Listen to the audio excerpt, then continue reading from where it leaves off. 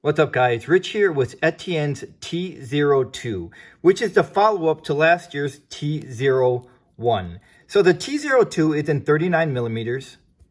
It's 46.5 millimeters lug to lug, and it's 8 millimeters thick, or I should say 8 millimeters thin, because it is a really thin case. Just an overall very aesthetically appealing looking watch here. So obviously the star of the T02 or the T01 is this guilloché dial, and that's achieved by using CNC engine turn technology, and then it's enhanced with multiple layers of translucent colored cold enamel. And I think we're getting a nice look at it. It really shimmers really nicely in different lighting conditions here with that dial, and it is all hand done, so we can see that it's not a a pretty good shot of it there. It's not printed. It's just looks really sharp here. It is a limited edition to just 50 pieces. And you know, one of the biggest differences of the T02 versus last year's T01 that I reviewed is this dial. The T01 had an entirely all guilloché dial. This one obviously has the tracks with the numbers on the outer portion of it. So, you know, if you like the T01 and you like that beautiful pattern guilloché style, I think you're going to like the T02 here. So that's that's probably the biggest difference. And I think from what I recall, this one actually sparkles in the light a bit more than the T01, despite the T01 having that full all entirely guilloché dial. It still uses the same flinque enamel technique made famous by Peter Carl Fabergé, and we might know the Fabergé eggs if we recall that. So that's what it was made famous for, and that's what the flinque dial is. The flinque style is really known for. It is water resistant to 50 meters. However, it does not have a screw down crown. It is a sapphire crystal front and back. And another difference between the T02 and the T01 is the strap. This has a really nicely dyed blue leather here with the matching blue stitching. But the T01 used a goat leather, and I just remember that one being really supple. This is soft and supple too, but it just feels a little bit differently from what I recall with that goat leather. This is what they call the crazy horse leather.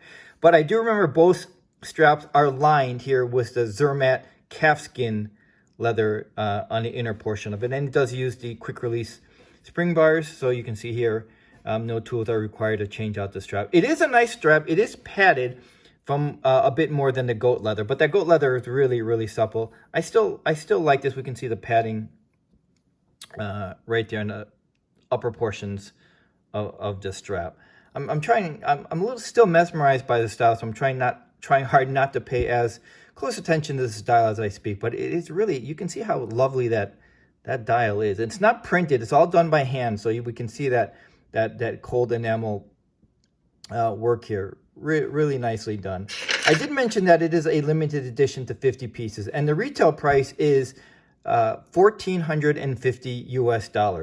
And the movement is powered by the ETA manual wound 7001 movement, and you can see the screwed in case back. So you have to wind it up about 50 times to get it fully wound. So if you're someone who likes a good manual wound movement, which is, like I just said, it's the ETA 7001, and if you like the T01, I think you're going to like the T02 with the outer tracks here. It's an entirely different looking model than last year's models, but you know, it's just something, it's really unique. You're going to have to get used to it not having a seconds hand, and I know for some people that can be a little bit off-putting when you don't get to see the seconds hand on there. So that's just worth noting. Not a big deal to me not to have the seconds hand showing, but you know, if you're someone who wants to set the time precisely to the time, then well, you're not going to be able to do that. But it is a bit of a trade-off to get something really unique looking and really